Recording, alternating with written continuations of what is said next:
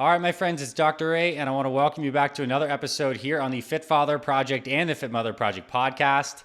And today's conversation is going to be the first of its kind because we are going to be talking about hair restoration, hair loss with the true leading expert in this space, Dr. Alan Bauman. He's an internationally renowned hair restoration physician known for his expertise in treating hair loss and his pioneering work in the field. Since starting his medical hair loss practice, Bauman Medical, in 1997, he's treated over 33,000 patients and performed over 12,000 hair transplantation procedures and administered over 12,000 PRP treatments. So this is the guy in the space, and he has a state-of-the-art facility in Boca Raton, Florida, that basically is the hub for all of his deep work. And his career is super accomplished. He's one of 200 physicians worldwide to have achieved certification for the American Board of Hair Restoration Surgery. He's pioneered numerous techniques in the space that we're going to hear about today, including follicular unit extraction, low-level laser therapy, some PRP injections, and so much more. And his expertise has been featured all over the place: NBC, CBS, ABC, CNN, any channel with 3 letters, he's probably been on it. And he's been the recipient of the 2022 Lifetime Achievement Award in Hair Restoration, being named one of the top 10 CEOs transforming hair care in America. So, Dr. Bauman, welcome to the podcast. And I got to say, it's a privilege to have this platform to be able to speak with experts and to have our audience get to have some time with you. Because I imagine if they were trying to get into your clinic, there's a little bit of a wait list, but now they get to hear some of the stuff that they may be interested on hair. So thanks for being here. Oh, thanks, Anthony. It's great to be with you. So first question to kick it off is, let's talk about why hair is important. The significance of it, right? We're born with it. We have this stuff. It starts to fall out. But what's the bigger context? And why'd you dedicate your life to hair? What does it mean to you? And what does it mean, you believe, to all of us? Yeah, well, having talked to over, like you said, 33,000 patients who are dealing with hair loss, and seeing my dad go through his hair loss situation and me dealing with some of my own hair loss, I could tell you that hair is a very emotional organ.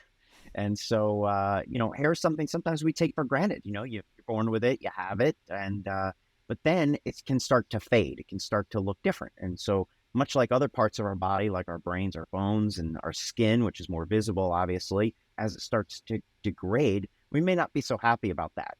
Mm-hmm. And for some, it can happen right after puberty, quickly. Young men in their 20s, 20% of men can experience some hair loss. And, I feel for those guys, because if you're one of the 5 guys, either in the boardroom or in the bar on a Friday night, and you're the one with male pattern baldness, you might feel a little bit different. And that's not such a good feeling. So hair, I guess, is important evolutionarily because it's a sign of aging, right? Mm-hmm. So you can make a judgment call about somebody from across the room based on their age, and evolutionarily, that would be fertility, right? If they're going to be a good mate and propagate the species for us, that would be the point of evolution. And I think we're kind of hardwired in our lizard brains to judge people based on that, that outward appearance, So hair is a sign of aging that you can see from across the room. And for many folks, not everybody, but for many folks, once they start losing it, they want to try to protect it and enhance it. And if they've lost it, they want to try to restore it, Mm-hmm. Not everybody can be like Dwayne "The Rock" Johnson, or and rock the bald, yeah, for sure. Right. So not everybody can get away with that, and especially you mentioned, that you have a lot of women listeners as well. There's not a lot of good examples out there in the media and other places of female baldness being chic or nice or fashionable. Sinead O'Connor. I mean, that's you can count on one finger. That's about it. Yeah. So not too many good examples out there for people to follow. For sure. And I mean, to see how fundamental that is, if it is something that so much of our confidence and our sense of vitality and the way people perceive us, if that can be improved, the benefits across the board that happen are pretty tremendous. And so what are some of the causes of hair loss and even hair thinning? Is it hereditary? Is it related to our lifestyle and stress? Are we seeing more of it now today than in years past? Or is it just that we have, more available treatments and options? Well, I think the more available treatment options you have, the more you tend to notice that, this is something that we can fix. But I think we do live in a high stress environment. I think we're dysregulated metabolically and physiologically in a lot of different ways, hormonally and everything else from our environment and our food supply. And obviously that's maybe beyond the topic of our conversation today, but certainly we see a lot of accelerated hair loss. We've just lived through a very, tough time, let's say, globally with the pandemic and lockdowns, a lot of depression and dealing with the functions of social media and things like that, the pressures of everything that's happening economically and otherwise. Certainly, cortisol is not a friend to the hair follicle. And so if you are not getting enough sleep, if you're stressed out, if you're fight or flight situation, if you're not getting good nutrition, your hair is going to suffer. But here's the thing. Most of the time, it has a hereditary basis. So like in the beginning of our conversation, I saw my dad struggle with his hair loss. Went from a thinning to a comb over to a hairpiece. Eventually, we got a chance to transplant him. And of course, his dad, my grandfather, I never met the guy with hair. He was bald from the time I can remember as a child. So I thought maybe it was coming my way. And my mom's dad also had some severe hair loss. So we know there's a huge genetic component. And so if you're looking around the family gathering, the family reunion, or, you're having even if it's a Zoom reunion, you could see what's going on out there. But if you have a family album or on Facebook, you can obviously Instagram, whatever, you can see who's out there with hair and without. Yeah. And, and that can cause some concern for sure. If you think that there are many people in your family, men or women, with thinning or hair loss. And a lot of women will, pass down the information that, grandma wore a wig when she was XYZ years old and she had super thin, fine hair, and maybe nobody even noticed. But, the women kind of pass that along like, oh, you've got thin, fine hair like grandma or Aunt Sally, Right. and you might be prone to this as you go down the road. And so, yeah, there's a lot of things that could make your follicles degrade and decrease their function and miniaturize over time. But there's that hereditary component that's the big piece of the puzzle, for sure. Nice. And I've heard, I don't know if this is like just a myth or something, but I've heard it's like you look at your mother's side and your grandpa or your mom's dad, and like maybe that's a determinant. Is there anything with the familial line on a mom versus dad side? Is there something to that or not necessarily? Yeah, well, that's an old wives' tale, but maybe an old husband's tale. Who knows? That's the mother's father. But there are a lot of things that are X-linked, and hair loss may be one of them. But we know today that there's so much more in terms of the different single nucleotide polymorphisms, the SNPs literally in the genetic code that determine hair color, quality, texture, the length of your hair, the how long those follicles spend in the growing phase is genetically determined. Mm-hmm. And then the pattern of hair loss, how quickly it develops. What's the rate, the momentum? What's the end point? All of that we can see in the DNA. And actually, today we do sometimes DNA testing to see what treatments someone might respond to better or not. So that's part of personalized precision medicine, and it's exciting to be on the forefront of that. But so the short answer is, it could be mom's side, it could be the dad's side. It could skip siblings, it can skip generations. Sometimes it seems to just come out of nowhere. Check the mailman. No, I'm just teasing. But there's a lot of nuance there in the genetics, and we have only started to scratch the surface of things that we could find in the genetic code, I believe, that could influence hair loss and hair restoration treatments for sure. Okay. And we're about to take the turn in this conversation to get into some of the deeper procedures and therapies for hair restoration that you're an expert in. I have a couple more quick fire questions before we get there, just because I'm really curious. Sure. If someone has more thin hair versus more thick hair, does a thinner hair set make them more predisposed for hair loss, versus having thicker hair follicles themselves? Well, here's the thing. It's kind of like, think of it like a forest, right? So what kind of trees do you have in the forest? Do you have oak trees or do you have birch trees? Yeah. And, a forest that's thick of oak, you can afford to lose a couple of them and still have some good ground coverage. Where if you've got a forest of birch and you lose the same percentage, you might see more scalp shining through, in other words. Right. So I think it flows both ways in the loss and in the restoration. If you have low quality hair to begin with, it tends to look thinner, finer, and deliver less coverage sooner than if you had thicker, coarser, curlier hair. And sometimes what can happen is that if you, let's say, have darker hair to start with, and then all of a sudden it starts to go gray, you actually get a little bit more coverage temporarily from that turning of or loss of color in the scalp, in the follicles. You get you get less scalp coverage if the hair is darker. Right. So sometimes you can lose a lot more hair and be gray and get away with it. Those are all really, really important variables to kind of keep an eye on. And in terms of restoration as well. So like if you needed restoration, whether it's a transplant or other therapies, and again, your best quality hair is a birch tree, not an oak, then you're going to be a little hamstrung there. We need to work a little bit harder to get to the end result for you. Nice. Great answer. And now male versus female hair thinning. We hear male pattern baldness. We know it's hormonally related for some guys, Yeah. and then like, is the female the same thing? Is it driven by that DHT kind of thing, or are there other mechanisms that have gender specific basis to them? Yeah. So in men, we know specifically DHT is the primary trigger. Now, that's not to say that, an infection or vaccination or a stressful situation or even jet lag couldn't accelerate the hair loss. Poor nutrition, you name it. You can really cause a lot of dysregulation of the hair follicle a number of ways. In women, follicles seem to be more sensitive to all of those things. So, when we get to childbirth and there's hair fall 6 weeks after the child is born, it's because of the crash of hormones after pregnancy is over. During menopause, there's the change in hormonal status. But again, I think that in general, what I've seen in my patients, and I treat 50% men, 50% women in consultation. Different therapies might be recommended in different categories, and of course, not all women are great candidates for hair transplants for sure. But what I see is that there's a lot of more sensitivity in the female population, not just to DHT, but also maybe thyroid hormone and estrogen, Right. and these other factors, or even small changes in their diet and nutritional status, or mental status, even with cortisol and stress, that could really, really accelerate female pattern hair loss.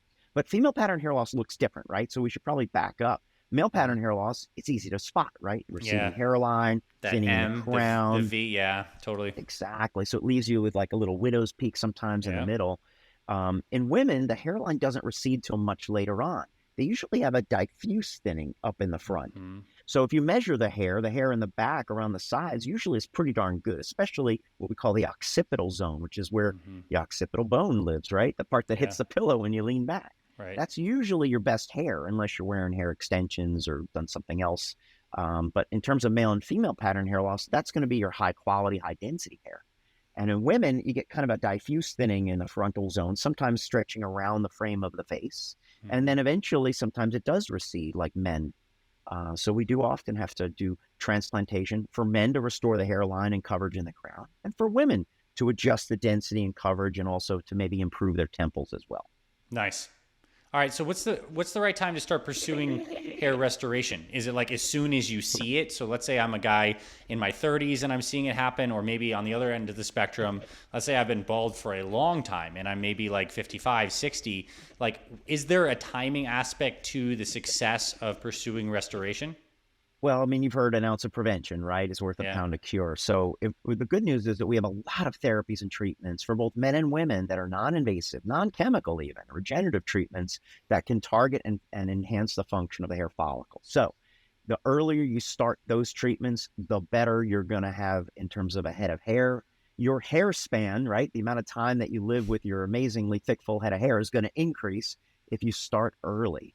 So the earlier you take intervention and take action, the better your results will be in the long run. Now, that doesn't mean that we don't take patients from bare to hair. My dad is a great example of that. I mean, he was totally bald up at the top. He was wearing a hairpiece for 20 years. He had 6 strands of hair up there, but a ton of hair around the sides and the back. And so through transplantation, we gave him a full head of hair. Nice. But yeah, he would have been better off, maybe not washing his head with a bar of soap for so many years. Maybe he should have been doing something different other than that to protect his existing hair. So by the time it's a science, right? So by the time you notice that your hair is a little bit thin, you've already lost about 50% of the density. Wow. So you really don't want to wait until you can visibly see the scalp shining through, although sometimes, it's just the way that it happens. Women typically have a little bit more sensitivity to that. They typically take more of an inventory of their hair over time. They're more knowledgeable about how much they're shedding every day, how much is in their brush or on their pillow, their ponytail volume. These are ways that they subconsciously track their hair inventory. And men, we're just kind of like, it's kind of out of sight, out of mind. Like, I have a patient who didn't even know he was bald in the back of his head until he went on his honeymoon and got sunburned back there. Yeah. So the bottom line is, yes, prevention is key. And even if you need a hair transplant, you've got to hold on to the hair that you have. That's really important. So There's a variety of things that we do to intervene to stop the progression of the hair loss, but it all starts with that evaluation, the measurements of the density. So we use AI-powered microscopes, for example, to look at density and hair caliber and to track that over time, set a baseline so that we know what's working and what's not. Nice. And I think this is literally the perfect segue into the real middle meat of this conversation, which is I want you to explain some of the best procedures for hair restoration, knowing that most of us probably don't even know any of these acronyms of these procedures you've pioneered or do thousands of times. So maybe speak to us about some of the simple, even to more advanced stuff that you do. And along the way, who is a particular candidate for these types of things and what people can expect in terms of results as well. Sure. And, there's a lot of different types of hair loss. So probably the most important thing is to make sure that you have the accurate diagnosis. Because if you're trying to treat male pattern baldness and you actually have an inflammatory condition, or something else that's causing scarring alopecia, which is hair loss, scarring hair loss, you're going down the wrong track right off the bat. So the first most important thing is maybe not visit like a cloud or, get information from a cloud pharmacy or a local derm, but actually talk to a specialist, and if it's not me, and hopefully it's one of my board certified colleagues, in the field of hair restoration, who's a specialist. There's so many folks out there that say they treat hair loss, but they're non-core. They don't specialize in it. So those folks are going to be limited. Your dermatologist has a toolbox that has two things. Here at Bauman Medical, we've got a laundry list of things that we can do. And it starts out, think of it like a garden, right? You want to make sure the soil is good before you plant a seed. And so I have an entire department that's geared towards scalp health. So if you have symptomatic scalp, itchy, flaky, oily, dry, dandruff, whatever, inflammation, tender to the touch, even folliculitis or scalp acne, we want to get that cleared up before we do any kind of therapy to try to grow better hair. And metabolically, you better get yourself on point. It's going to be difficult to grow hair if you're nutritionally deficient. Not to pick on the vegans and vegetarians, and I don't know how your patient population or most people probably listening are not vegetarian. There may be a few, but most not. I'd say. Let's just call them strict dieters, strict nutritional, restrictive, or highly disciplined folks. May have trouble counting the amount of protein calories they need. So there's nutrients and there's fuel, right? And you got to break that into consideration, especially if you're going to feed these highly metabolic cell populations that are within the hair follicle. So, you want to make sure you're feeding the follicle and that the soil for the ground, so to speak, is good for the plant. And that's where the scalp health department comes in. I have a trichologist, a full-time trichologist. And so then we look at nutrition and we look at, all the holistic issues. Are you staying up all night, doing something in, a night shift work, or, are you frequently jet lagged or malnourished in some way or metabolically unstable and things like that. So get all that stuff out in the open. We can start chipping away at it. Let's look at different supplements that we could add to your regimen. If you're stressed, let's look at my ashwagandha supplement. If you're protein deficient, let's get some collagen powder on board. A young guy maybe never thought about taking a vitamin. Let's get some vitamins going, so, some good nutrient dense foods and things such as that. And then medications, right? So there's the medication category. There's the well-known FDA-approved Rogaine minoxidil and Propecia finasteride. But today, we can apply finasteride topically to avoid systemic side effects. And we can apply minoxidil in a pill using compounded prescriptions so that you don't have to slather it into your hair and get it all greasy gooey up there. So there's a lot of new types of medications that are out there. And then there's non-chemical therapies, things that you can do at home, like red light therapy. And so using photobiomodulation effectively, using a good quality medical grade laser, like a Bauman Turbo laser cap, rather than something you're buying on Amazon for a couple of $100, is going to make a world of difference. And it's going to save you a lot of time, effort, and energy, because these are very, very powerful units, the medical grade lasers. And they work. People say, does the laser really work? Well, yeah, we've got double-blind randomized clinical trials that show it, and the meta-analysis of those studies, which is the strongest evidence on the planet. And of course, our experience since 1999 with laser light therapy. So laser can help with wound healing, hair growth, skin rejuvenation, pain control, and I'm sure that your listeners and followers are up to speed on some of that new technology. For and sure. Then the field of regenerative medicine has expanded dramatically. 15 years ago, I learned from orthopedic surgeons that they could use stem cell type therapy like platelet rich plasma and other types of cell therapy to rejuvenate joints and bones and heal wounds faster. And we figured, well, let's try that in hair transplants and see if we could heal people faster. And amazingly, it worked. And then also we got better hair growth on the back end from it. And so we realized that there's some nuance to how to create PRP. We don't have to do 3 treatments in a row. We can actually do a high density platelet treatment and add some other things to it as well in that category of regenerative medicine and stem cell therapy like exosomes or PDO threads and such. But those are some of the basic things that we talk about in consultation. From the basics, nutrition and lifestyle, to hair care, what's the right scalp hygiene protocol for you, and then medications, what's going to be right versus your risk tolerance and what you'd like to be on, and open-ended essentially, and then non-chemical treatments like red light and regenerative medicine that we do here in the office. But if the follicle's dead and gone, then it's time for the farmer to plant some seeds, And that's the transplantation process, correct? Well, Bauman means farmer in German. Did you know that? No, but it's very appropriate. I didn't know that until this year. Someone told me Bau is like a tree guy, a tree guy is a farmer. So that's me. Yeah. So hair transplants are very different than years ago. Most people have in their mind something pluggy or weird, like, Joe Biden's hair transplants from the 1970s, which was awful. If you don't remember, then go Google it. But today's technology is all single follicle implantation. So using artistry, we can create something that's normal and natural. And using technology, we can now take those grafts one at a time from the back of the scalp without a scalpel, without stitches, without a linear scar. And so, folks who have had old style procedures out there may have had some old scarring. Well, we can still harvest the follicles today without having to do that invasive work for them. And I'm a full-time board-certified hair surgeon who only does minimally invasive FUE, follicular unit extraction or excision. That is the gold standard, if you will, for minimally invasive work, getting those hairs out without that scalpel incision. And today we can actually do it without having to shave your head too. That's awesome. I mean, really convenient, especially for someone who's looking to improve their hair and not go through something dramatic. Now, because I'm a little bit ignorant on how these procedures exactly work, when you remove a follicle from the back, that means it's gone back there and now it's effectively moved in a very elegant way to an area of low density or complete baldness.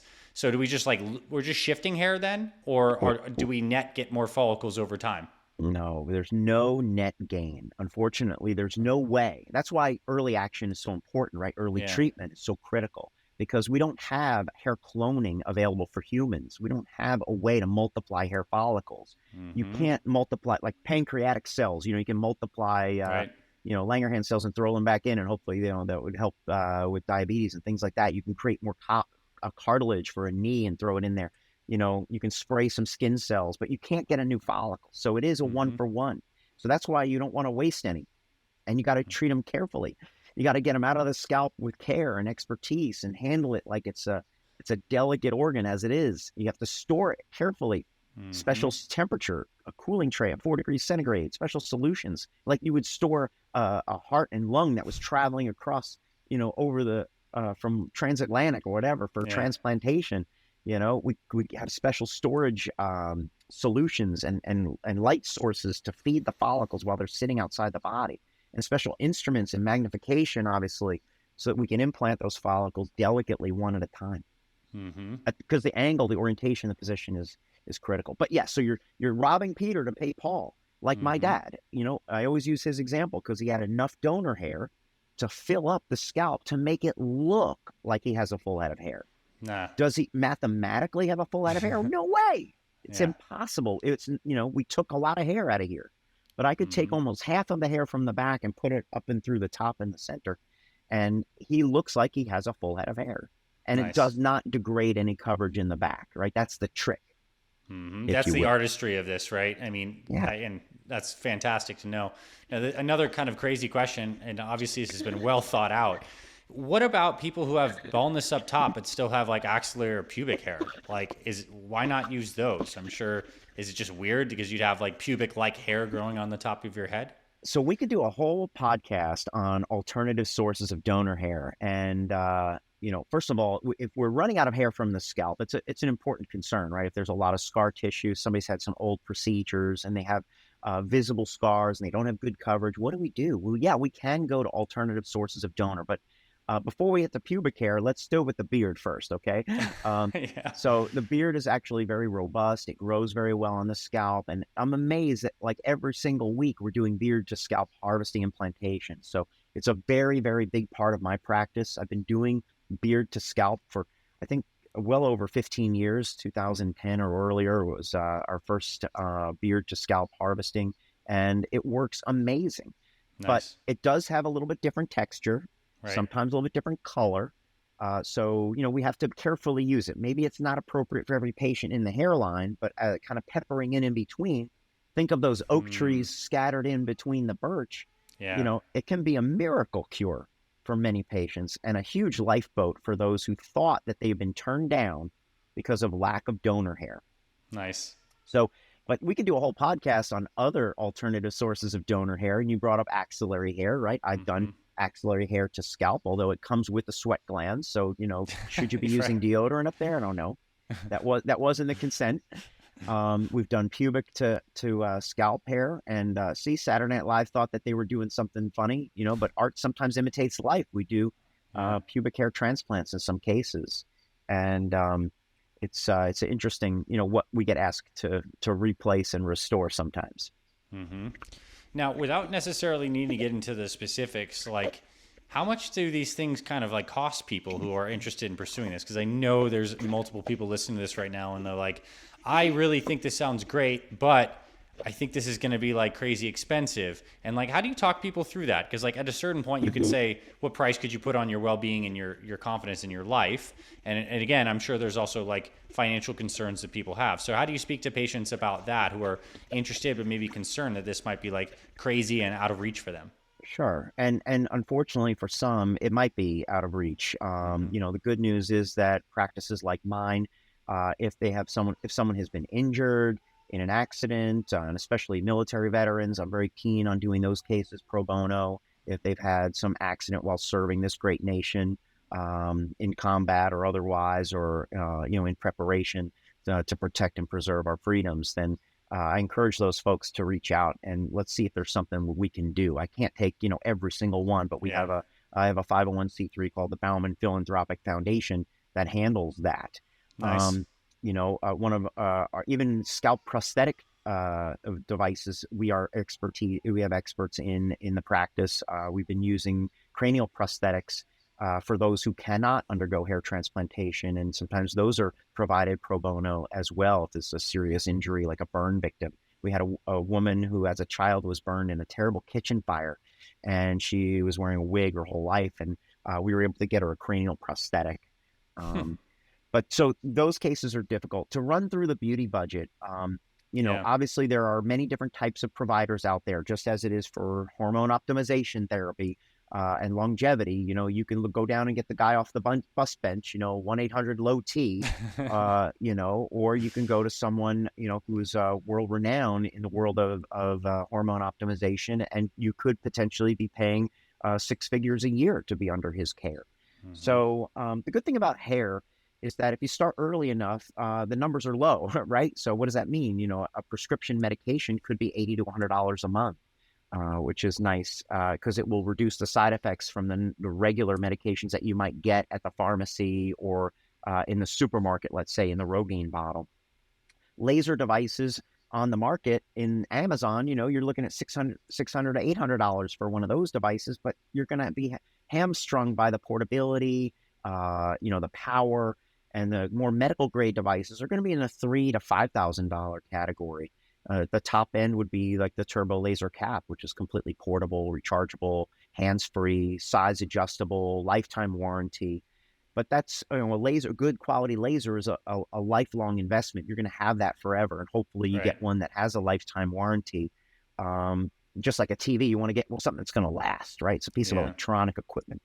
In terms of injectable treatments like the regenerative medicine therapies, those therapies start typically around $3,000. We have a newer technology that's called TED, TransEpidermal Delivery. That's an in-office treatment with no needles, no downtime. That has an effect similar to PRP.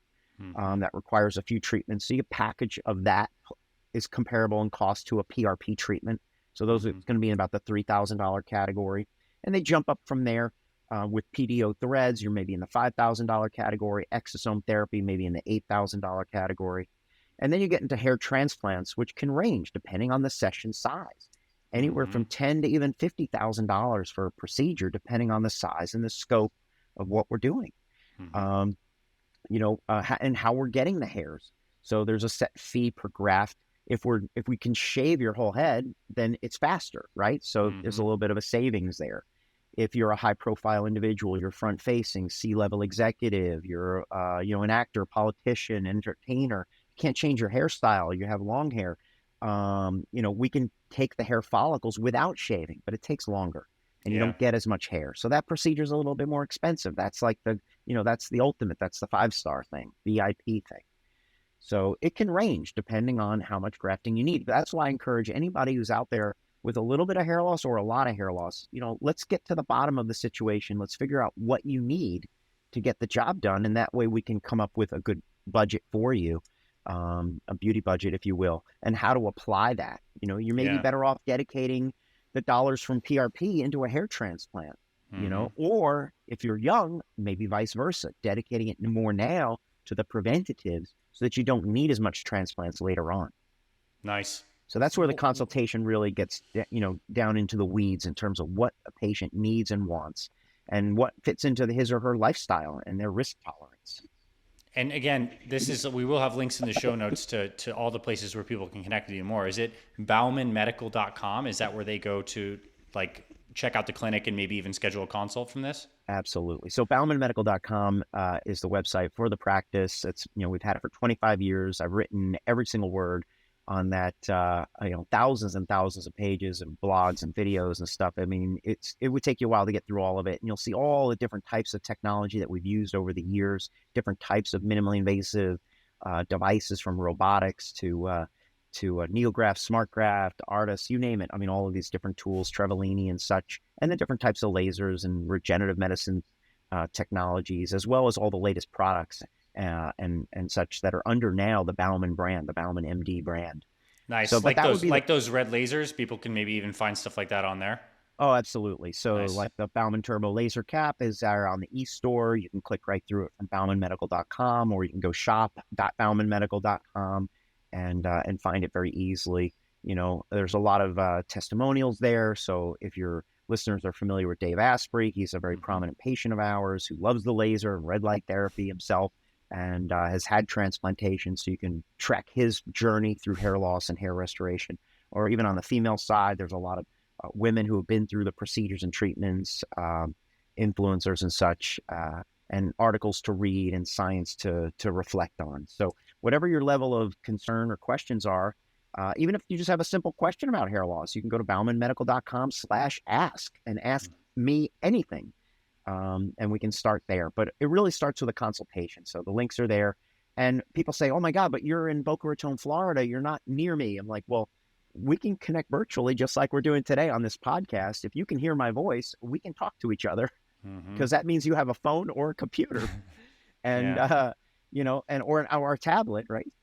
And so we can connect virtually from anywhere in the world. And about 50% of my patients start with a virtual consultation. I spend half my day in that I do consults with patients virtually, as I did today. And the rest are in person. So obviously you're going to miss out on a detailed evaluation and AI-powered microscope density measurement if we're, consulting from a distance, but at least we can get an idea of what your concerns are, start up some medications and prescriptions, get you on a good regimen at the earliest possible time. So the virtual consult is really, really powerful and very simple to execute. It's not hard. If you can get on Zoom, if you can get on your phone, make a call, you can get on a virtual consult. It's simple. Cool. It's really, really nice to hear. And certainly what I took away from the beginning of our conversation was a lot of that foundational stuff with the nutrition, supplementation, evaluation of lifestyle. Like, you have your patients do this stuff baseline, and from a consult, people could certainly get going on that per your recommendations. Now, in the final bit of this convo, I guess I want to turn it over to like a little more about you in your lifestyle practices. Maybe like what kind of hair care products that you recommend, if you use a laser, stuff that you focus on. I guess maybe even just to, you're a dad, you're healthy, very successful, like any things that you think are important from a well-being perspective that are core tenets to you. I'd love for you to share a little bit about that. And I think it'll be a nice way for everyone to get to know you even more from already a wonderful conversation, but a nice capstone for sure. Yeah, for sure. So, I mean, I guess my wellness journey, or if you could say my dysregulation journey, started when I was a surgical resident back in the 1990s. I was working 140 hours a week on call every other night or every third night. And even at a time when they said that residents should be working less hours, I was kind of like, well, why? I was kind of against it, to be honest. Mm-hmm. I didn't. It was kind of like a rite of passage. And then as I got into my entrepreneurial years, many of my business mentors were, sleep when you're dead, and, sleep is for the weak, and look at how much more I can accomplish. And so, having a lot of persistence and drive naturally, I think didn't lend itself to a lot of good quality sleep. But I would say about 10 to 15 years ago, I decided I was going to join my brother-in-law at the time on a ski trip. And I realized that I hadn't skied in like 10 years. I better get my butt back into the gym. And so the beginning of my journey to health and wellness started with hiring a personal trainer to get me ready for a ski trip. Because I love to ski. I skied since I was in high school. I was in a ski club in college and skied all the time with my buddies in medical school, and even a little bit when I could get out during my residency. But once I had moved to Florida, I really did not have the chance to do it. And I reconnected with a lot of my friends and my family from New York, and we would do a ski trip out west once a year. We still do that. So that kind of started me on the journey. And I think it was my wife who said somewhere in the neighborhood of around 2016, she's like, "Oh, Alan, when is the baby due?"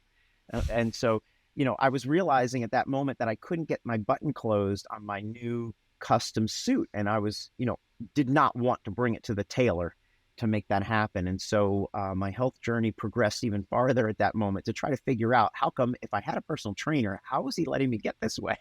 Yeah. And so there were some things I needed to fix, and, nutrition and sleep were certainly two big ones. I changed my workout regimen. I changed my eating window. I changed what I eat and how I eat. I am a foodie, so it's always a little bit of a struggle. I enjoy food. I don't enjoy fast food, so I guess that's helpful. But I enjoy good food. And I found in my family life from generations that food was always kind of the source of the family, a social time. And so from the time I was very, very young, we would vacation in the Catskills, and it was basically all you can eat in New York in that time, all inclusive. And my parents still, my dad's is in his 80s, my mom's in her 70s, they still go to all inclusive resorts and have fun the whole week there. And I don't know how they get out there without being 400 pounds. But so anyway, I switched out my, big like protein shake with all those frozen fruits in there and all the nuts and everything and yogurt and blah, blah, blah. I switched that out to fasting in the morning. And I do an 18-6 most days, weekdays. I try to get to bed a lot earlier than I used to. I have an Aura Ring. It's probably the best biohack of 2017. To help me track my sleep, try to get a little bit better quality sleep, track my activity levels. I also I wear a glucose monitor most of the time. I've learned a lot of what affects me metabolically and what things I can kind of get away with and what things I can't. And I'm always experimenting. At least that's my excuse for trying different things.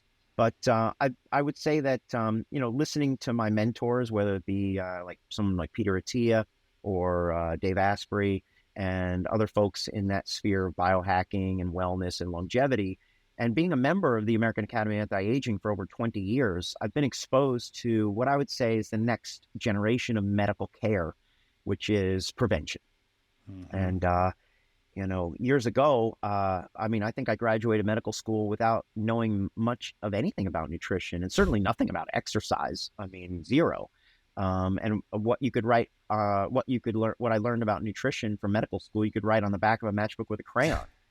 So everything else is self-taught, and I've made all the mistakes in fasting and things like that. I've had all, there was no book for me to read at that moment, at that time when we decided to do these things. And kind of my personal trainer and our group of friends, we've kind of like muddled our way through, and it's true biohacking, right? When you try things and they don't work or you feel bad, to try to figure out how to make it work. But today, for your listeners, there's so many ways to get the information now that I didn't have. And so, there's books on how to fast, and how to get good sleep. And so I encourage you to listen to these podcasts by the masters, I mean, and Peter and I work on a lot of patients together. He's been a great mentor to me through podcasting and his more recent book, which I just finished this weekend. It was amazing. So Nice. I encourage everybody to check that stuff out, and the books that Dave has written as well. Obviously having him come to my clinic and have his hair transplant with me was a bright shining star, I think, in my career. And because he was the one that really changed my life with buttered coffee way back when. I promptly lost those 20 pounds within a short few months with a lot more energy and a lot more vitality. And and I have a great medical team that also assists me on the functional medicine side of things. So, as we age, we have to watch our hormone levels and maybe we have to add in some peptides and things like that and increase our supplements and change our diet. So I'm on the path of like everybody else, hopefully. Yeah. I want to be able to ski when I'm 100 years old. So that's my plan. And, the centenarian decathlon or however many events I have to plan for when I'm 100, that's how I plan for the future. Well, this was a beautiful conversation. It was really fun to get to hear about some of your personal longevity aspirations on top of everything you shared. Dr. Bauman, you're the man. I'm so happy we got to have this conversation, and I'm excited for everyone who listens to this to be excited to check the show notes because there's going to be links. But again, it's Bauman Medical, Bauman medical.com, where you can check it out. And thanks for coming on today for our listeners. Well, thanks, Anthony. It's really great to be with you.